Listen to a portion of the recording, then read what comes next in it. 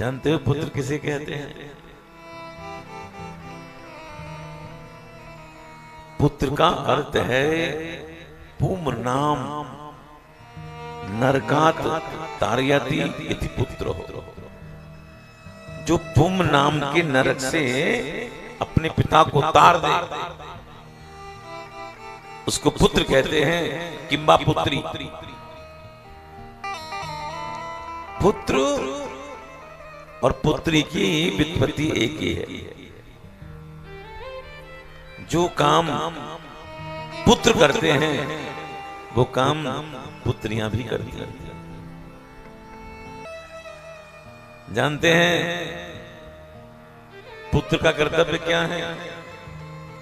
जय जय जय जय। पुत्र का कर्तव्य है